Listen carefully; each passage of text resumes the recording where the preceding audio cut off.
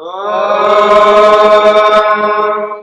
भूर्भुवः स्वः तत्सवितुर्वरेण्यं भर्गो देवस्य धीमहि धियो यो नः प्रचोदयात्।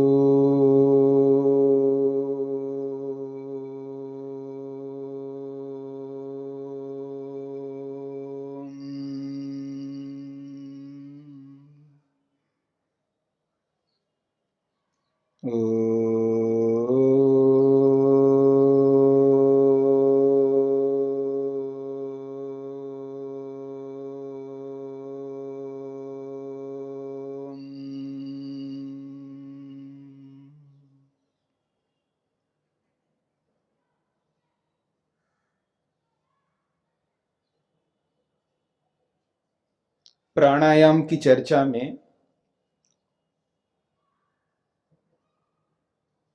क्या क्या सावधानियां रखनी चाहिए, इस विषय को लेकर के हम विचार कर रहे हैं।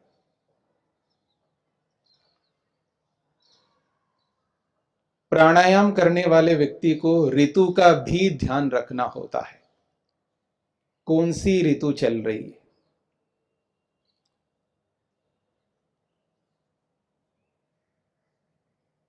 संख्या की दृष्टि से आपके सामने रखा था कम से कम 3 प्राणायाम और अधिक से अधिक 21 प्राणायाम। जो व्यक्ति अभ्यास कर करके लंबे काल तक प्राणायाम का अभ्यास करता है, लंबा जिसका अभ्यास है, यदि वो 21 प्राणायाम कर रहा हो, वो 21 प्राणायाम यदि ऋतु को ध्यान में रख करके करता है तो वो लाभकारी हो जाएगा। यदि ऋतु को ध्यान में नहीं रखा तो हानिकारक भी हो सकता है, क्योंकि समय काल हमेशा एक जैसा नहीं रहता, ये सबको पता है। शीत ऋतु में, सर्दियों में यदि वो 21 प्राणायाम करने वाला व्यक्ति 21 प्राणायाम करता है तो ऋतु की दृष्टि से उसके लिए लाभकारी बन सकता है। लेकिन वही व्यक्ति ग्रीष्म ऋतु में यदि गर्मियों में वही वैसा का वैसा करने लग जाएगा तो लाभ के स्थान पर हानि भी हो सकती है। इसलिए ऋतुओं को ध्यान में रख करके भी प्राणायाम किया जाता है। तो जितनी मात्रा में शीत ऋतु में करता है उससे आधी मात्रा ग्रीष्म ऋतु में, गर्मियों में करना होगा। और वर्षा ऋतु में दोनों की बीच की स्थिति रखनी होगी। मुख्य रूप से 3 ऋतु हैं, यूं तो 6 ऋतुएं हैं, लेकिन मुख्य रूप से यदि हम व्यवहार में देखेंगे तो या तो सर्दी या गर्मी या बरसात, ऐसे 3 ऋतुओं को ध्यान में रख करके अगर आप चलें तो वर्षा ऋतु में मध्यम स्तर का करना है। तो इन ऋतुओं को ध्यान में रख करके जब व्यक्ति प्राणायाम करता है तो अनुकूल हो सकता है, प्रतिकूलता को हटाना है, प्राणायाम को लाभकारी बनाना है, हानिकारक नहीं बनाना है। यह ऋतुओं को ध्यान में रख करके करना है। इसके साथ में एक बहुत बड़ा ध्यान देने योग्य विषय है जो हमने कल खान पान को लेकर के विचार किया था। खान पान कैसा होना चाहिए, प्राणायाम करने वाले व्यक्ति का। उस खान पान में यदि कुछ ऐसा भोजन ग्रहण किया जाए जिसको हम तामसिक कहते हैं, तामसिक भोजन प्राणायाम के लिए हानिकारक हो सकता है, राजसिक भोजन प्राणायाम के लिए हानिकारक हो सकता है। इसलिए साधक व्यक्ति को, योगाभ्यासी व्यक्ति को यह कहा जाता है सात्विक भोजन करना चाहिए। यदि कोई व्यक्ति किसी कारणवश तामसिक भोजन कर ले, किसी कारणवश राजसिक भोजन कर ले, कभी ऐसा हो जाए, उस विकल्प की चर्चा मैं नहीं कर रहा हूं, लेकिन सामान्य रीति से प्रतिदिन जो योग साधक है, योगाभ्यासी है, उस व्यक्ति को सात्विक भोजन करना होगा। यदि सात्विक भोजन को निरंतर नहीं करता और अपने जीवन में निरंतरता से राजसिक भोजन करने लगता है या तामसिक भोजन करने लगता है निरंतरता से, वह व्यक्ति प्राणायाम को प्राणायाम के रूप में नहीं कर पाएगा। और जैसा लाभ प्राणायाम से लेकर के अपने मन को अपने अधिकार में करता हुआ ईश्वर के साथ जोड़ना चाहिए, वैसा वो नहीं कर सकता, क्योंकि वो तामसिकता, वो राजसिकता मन को एकाग्र होने नहीं देंगे। मन को एकाग्र करना है, मन को अपने काबू में करना है, मन को अपने नियंत्रण में करना है, तो उसके अनुरूप भोजन देना पड़ेगा। इसलिए ये ध्यान रखना है, भोजन को ध्यान में रखते हुए कि क्या भोजन मैं ले रहा हूं, कैसा भोजन ले रहा हूं, कितनी मात्रा में ले रहा हूं।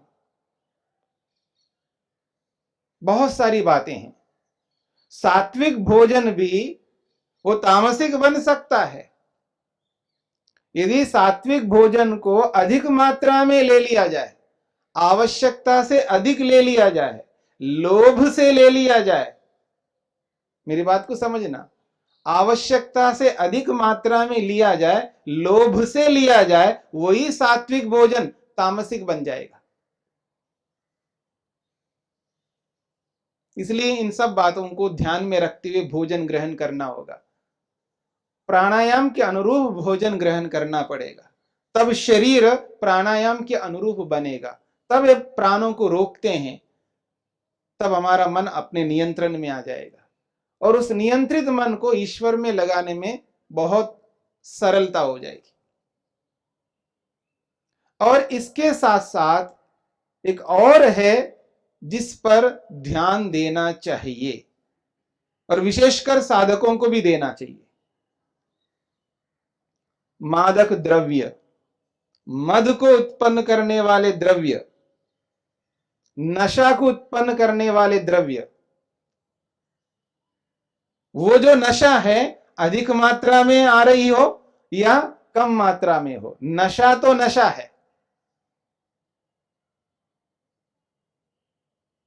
साधक व्यक्ति को यह भी ध्यान रखना पड़ेगा,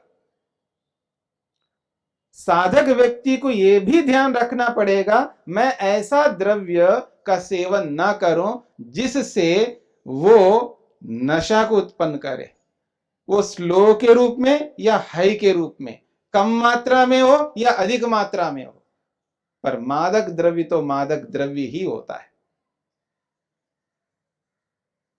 बहुत पहले, सालों पहले की बात कर रहा हूं मैं, एक बार बीबीसी ने पूरे भारत में घूम घूम करके ये पता लगाया है कि ये जो मादक द्रव्यों का सेवन है लोग कैसे करते हैं, कितनी मात्रा में करते हैं और वो मादक द्रव्य क्या क्या होते हैं। उसके अंतर्गत उन्होंने चाय को, टी को, कॉफी को भी ले लिया, क्योंकि वो भी मादक द्रव्य है, उसमें भी नशा है, उसमें भी मद है। मद मात्रा कम है पर है अवश्य। तो उन्होंने इसका नाम दिया स्लो पॉइजन। चाय कॉफी को स्लो पॉइजन, धीमा जहर, धीमा जहर के नाम से उन्होंने टेलीकास्ट किया पूरे वर्ल्ड के अंदर। चाय कॉफी को, बीड़ी सिगरेट को, और बहुत सारे द्रव्य हैं जो अधिक मद को उत्पन्न करने वाले, उनके साथ साथ चाय कॉफी को भी उन्होंने कहा है। और स्वाभाविकता है, चाय में टेनिन होता है और वो मद है, वो ड्रग है।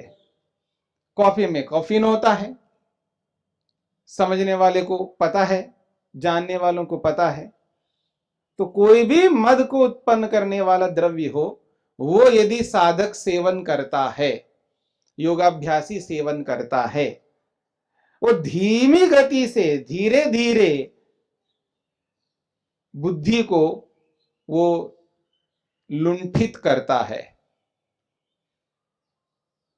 और आयुर्वेद में स्पष्ट कहा है, बुद्धिम लुम्पति, जो बुद्धि को समाप्त करने वाला द्रव्य है वो है मादक द्रव्य। मस्तिष्क को खराब करने वाला है, धीमी गति से करेगा लेकिन करेगा अवश्य। तो जो भी मादक द्रव्य है उनका सेवन साधक व्यक्ति को, योगाभ्यासी व्यक्ति को नहीं करना चाहिए, क्योंकि ये जो एडिक्शन होता है व्यक्ति को अलग अलग ढंग से होता है। मैं ये नहीं कहना चाह रहा हूं किसी को चाय कॉफी से ही होता है, किसी को दूध से भी होता है, किसी को किसी से भी हो सकता है, किसी से भी हो सकता है। लत लग जाती है व्यक्ति को, वो छोड़ता नहीं उस चीज को। मोबाइल का भी एडिक्शन है आदमी को, हाँ याद रखना, मोबाइल का भी। हर किसी ना किसी, कोई ना कोई व्यक्ति किसी ना किसी के चुंगल में फंसा हुआ रहता है। तो कोई चाय में, कोई कॉफी में, कोई मोबाइल में, कोई दूध में, कोई किसी में, कोई किसी में, किसी ना किसी में फंसा हुआ रहता व्यक्ति। तो ये सब के सब हानिकारक है। लत जो भी हो वो हानिकारक है, और विशेषकर जो शरीर को हानिकारक तत्व है जो शरीर के लिए, वो तो और ही डेंजर है। इनको ध्यान में रखते हुए मद को उत्पन्न करने वाले द्रव्यों का सेवन योग साधक को, प्राणायाम करने वाले व्यक्ति को ग्रहण नहीं करना चाहिए। इसका पूरा ध्यान रखना चाहिए। प्राणायाम मुंह से नहीं करना है, मुंह खोल करके मुंह से सांस लेना निकालना नहीं करना है। वैसे सामान्य रीति से भी आते जाते भी हम लोग मुंह से सांस ना ले, नथनों से ले। भगवान ने जिसके लिए जो काम नियुक्त किया है, जिसके लिए जो काम, वो उसी से करना चाहिए। सुनने का काम कानों को दिया तो कानों से ही सुनना चाहिए, उसमें तो विकल्प नहीं, हम विकल्प कर नहीं सकते। देखने का काम आंखों से है तो उसमें कोई विकल्प नहीं है, भाई आंख बंद करके मैं कानों से देख लूंगा, नहीं देख सकते। लेकिन ये ऑप्शन, ये जो विकल्प है, ये श्वास प्रश्वास के लिए हम लोग कर लेते हैं। नथनों से लेने की बजाय मुंह से लेने लगते हैं। तो भगवान ने एक व्यवस्था दी है ना, उस व्यवस्था में रह करके अगर हम काम करें तो हमारा जो शरीर है वो स्वस्थ रह सकता है। तो इस दृष्टिकोण से हमें यह भी ध्यान रखना है, श्वास प्रश्वास मुंह से नहीं लेना, नथनों से ही लेना। सांस फूल जाए या और अधिक गति से आपको लेना पड़े तो भी नथनों से ही लेना है, मुंह से नहीं लेना है। और विशेषकर जब ब्रह्मचारी व्यायाम करते, कोई भी व्यायाम एक्सरसाइज करता है, तो उस समय श्वास प्रश्वास की गति बढ़ जाती है, तो मुंह से नहीं लेना। नथुनों से ही लेना, मुंह बंद रखना। वॉकिंग करते हो, वॉक लेते हो, या जॉगिंग करते हो, या रनिंग करते हो, मुंह खोल करके नहीं करो, मुंह बंद रखो, नथुनों से ही श्वास प्रश्वास लो, उसी का अभ्यास करो। ठीक इसी प्रकार से प्राणायाम करते समय व्यक्ति को मुंह से प्रयोग नहीं करना है, नथुनों से ही प्रयोग करना है। अगली बात, प्राणायाम करते समय अक्सर कई बार व्यक्ति क्या कर लेता है, जब सांस रोकता है तो हाथ से, अपने हाथ से नथुनों को बंद कर लेता है ऐसे, ताकि देर तक रोक सकूं। तो जबरन जबरदस्ती नहीं करना है, हाथ से नथुनों को पकड़ करके सांस रोकने का काम नहीं करना है। क्यों नहीं करना है? इसलिए नहीं करना, जबरन करोगे, जबरदस्ती करोगे आप। जबरदस्ती तो करनी है, लेकिन व्यवस्थित करनी है, बिना हाथ लगाए, नथुनों को बिना हाथों से बंद किए आप धीरे धीरे उस रुकावट को बढ़ा सकते, उसकी गति को बढ़ा सकते, उसके काल को बढ़ा सकते, लेकिन एक सीमा में, अभ्यास के माध्यम से। एक तो बिना हाथ लगाए आप रोकें, थोड़ा सा जबरन करें, और एक नथुनों को ऐसे हाथ से पकड़ करके बंद करो, तो आप जबरन अधिक करोगे, जबरदस्ती अधिक करोगे, तो लाभ के स्थान पर हानि हो सकती है, हो सकती क्या, हो जाएगी। इसलिए प्राणायाम करने वाले व्यक्ति को प्राणायाम के काल में नथुनों को हाथ से नहीं पकड़ना। मैं प्राणायाम की बात कर रहा हूं, व्यायाम की बात नहीं कर रहा हूं। हाँ, मेरी बात को समझना, प्राणायाम अलग प्रकार का है, जो योग ने, महर्षि पतंजलि ने, महर्षि वेदव्यास ने बात कही है। और जो आप अनुलोम विलोम और पता नहीं क्या क्या क्रियाएं करते हैं सांस ले निकालने के, उनमें नथुनों का प्रयोग आप कर सकते हो, वो प्राणायाम नहीं है ना, वो श्वसन तंत्र का व्यायाम, एक्सरसाइज है। बाएं से लेना, बाएं से निकालना, तो आपको दाएं को पकड़ना पड़ेगा, ऐसा ऐसे पकड़ो, जैसे भी पकड़ो। यानी आपको दाएं से लेना, दाएं से निकालना है, तो बाएं को बंद करके रखना है। कैसे बंद करके रखोगे उसको? तो आपको हाथ का प्रयोग करना पड़ेगा। केवल बाएं से लेके बाएं से निकालना हो तो दाएं को बंद करके रखना होगा, या बारी बारी से लेना निकालना हो तो आप हाथ से उसका प्रयोग करना पड़ेगा। उसमें प्राणायाम नहीं हो रहा है, उसमें लेना निकालना हो रहा है। मेरी बात को समझना है। बहुत सारी श्वसन क्रियाएं, श्वसन तंत्र से संबंधित बहुत सारी क्रियाएं हम करते हैं, और करना भी चाहिए। उससे शरीर स्वस्थ रहेगा, उससे श्वसन तंत्र मजबूत बनेगा, उससे आपका श्वसन तंत्र खुल जाएगा, और नॉर्मल में जब हम श्वास प्रश्वास लेते हैं उसकी गति नियंत्रित रहेगा। वो व्यायाम करना चाहिए, और उसको करते हुए हाथ से पकड़ लेना चाहिए, उसमें कोई आपत्ति नहीं। मेरा विषय चल रहा है प्राणायाम का, जो महर्षि पतंजलि ने, वेदव्यास ने जिन प्राणायामों की चर्चा की है, जो अभी करने जाऊंगा, मैं आगे करूंगा, उन प्राणायामों को करते हुए हाथ से, उंगलियों से नथुनों को बंद करने की चेष्टा ना करते हुए, बिना हाथ लगाए स्वाभाविक रूप से ही हमें रोकने का अभ्यास करना है। उसमें धीरे धीरे गति बढ़ाते जाना, उसमें थोड़ा थोड़ा जबरन जबरदस्ती होती है, लेकिन वो नियंत्रित होती है, अनावश्यक नहीं होगी। तो इस बात का भी ध्यान रखना है। प्रारंभिक व्यक्ति एक के बाद एक लगातार प्राणायाम नहीं कर पाता है। यानी एक प्राणायाम हो गया, तुरंत दूसरा, तुरंत तीसरा, ऐसे लगातार नहीं कर सकता। इसलिए प्रारंभिक व्यक्ति को एक प्राणायाम कर लिया, उसके बाद थोड़ा सा रुकना पड़ेगा। 3, 4, 5, 6 बार श्वास प्रश्वास लेकर के थोड़ा नॉर्मल हो जाना पड़ेगा, सामान्य स्थिति में लाना होगा अपने आप। फिर दूसरा प्राणायाम करो, यानी उसी को दोबारा प्रारंभ करो। ऐसे बीच में थोड़ा सा रुकना पड़ेगा, लगातार कर नहीं पाता, सामर्थ्य नहीं होता है। बहुत लंबे अभ्यास तक व्यक्ति प्राणायाम कर रहा हो और ये सारे नियमों को ध्यान में रख करके कर रहा हो तो वो लगातार भी कर सकता है। इसमें कोई नियम नहीं है कि लगातार नहीं करना चाहिए, इसमें यह नियम नहीं है कि रुक रुक करके करना चाहिए। हाँ, मेरी बात को समझना, लगातार करना चाहिए ऐसा कोई नियम नहीं है और रुक रुक करके करना चाहिए ऐसा कोई नियम नहीं है। नियम व्यक्ति के लिए होता है, व्यक्ति नियम के लिए नहीं होता। हमारी अपनी सुविधा के लिए, अपने सामर्थ्य को समझते हुए लाभ लेने के लिए कोई क्रिया करनी चाहिए, उस क्रिया को करते हुए लाभ के स्थान पर हानि नहीं उठानी चाहिए, इसका ध्यान रखना है।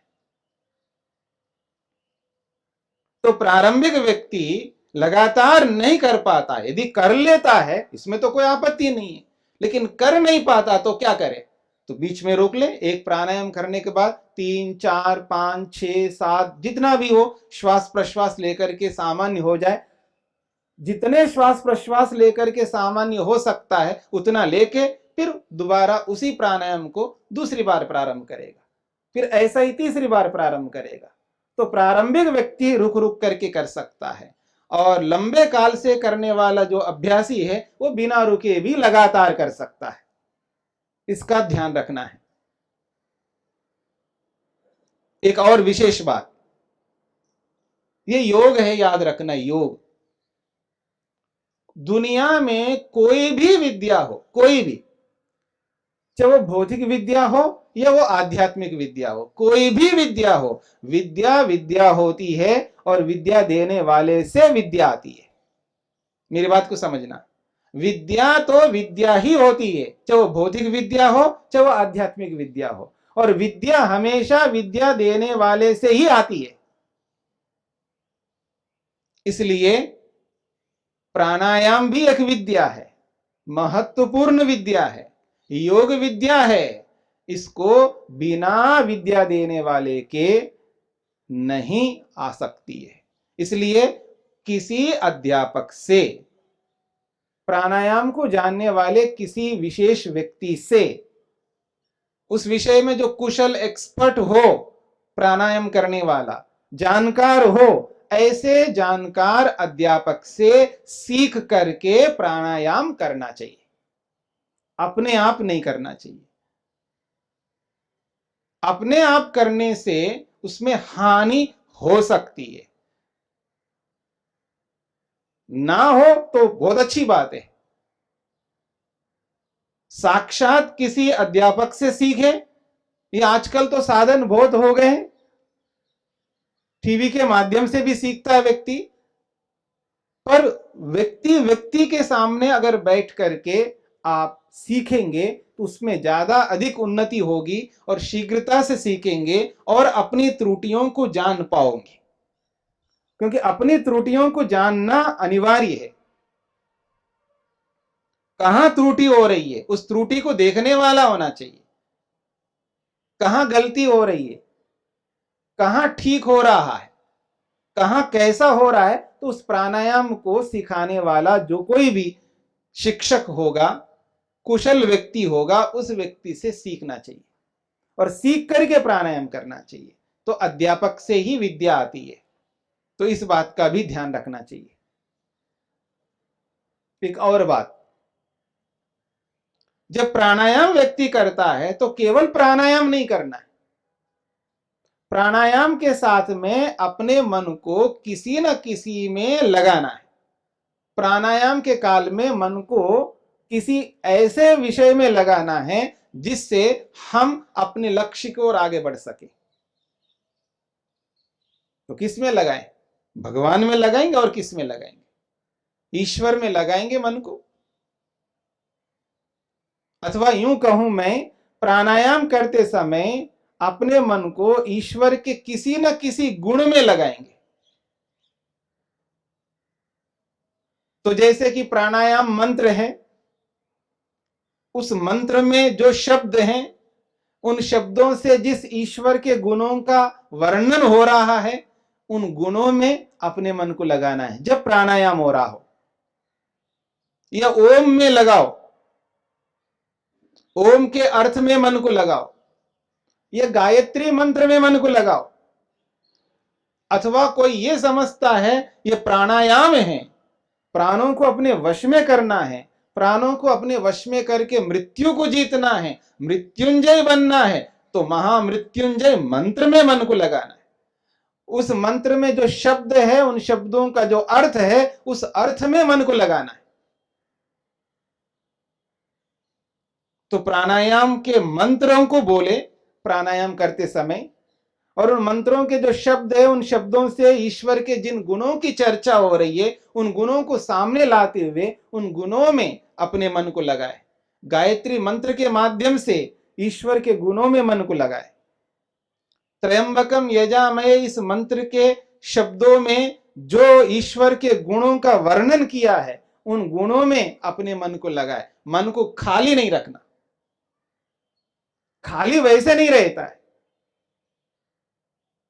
तो यदि ईश्वर में नहीं लगाएंगे तो संसार में लगेगा मन। प्राणायाम करता हुआ भी संसार के बारे में विचार कर सकता है।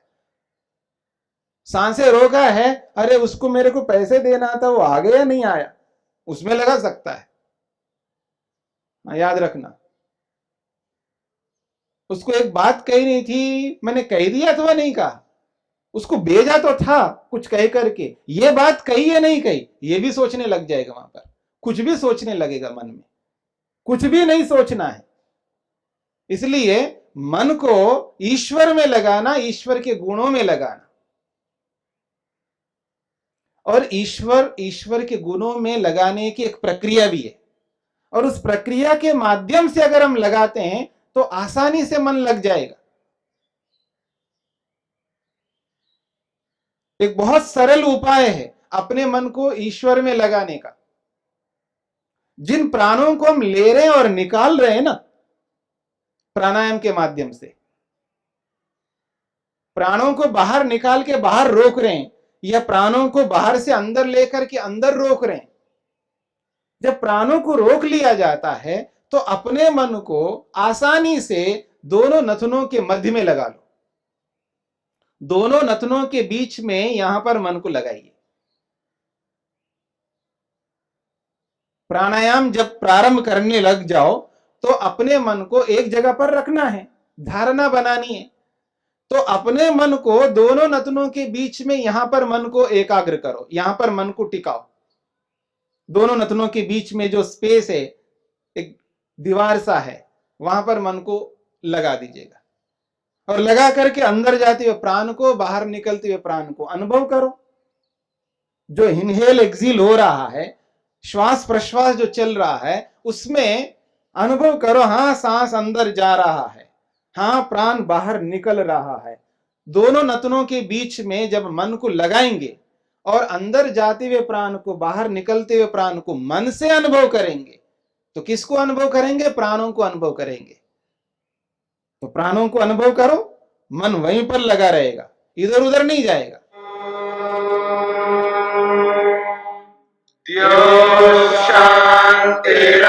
शांतिरंतरिक्षं शांति पृथिवी शांतिरापः शांतिरोषधयः शांतिः वनस्पतयः शांतिर्विश्वे देवाः शांतिर्ब्रह्म शांति सर्वं शांति शांतिरेव शांति क्षमा शांतिरेधि। ओम शांति शांति शांति।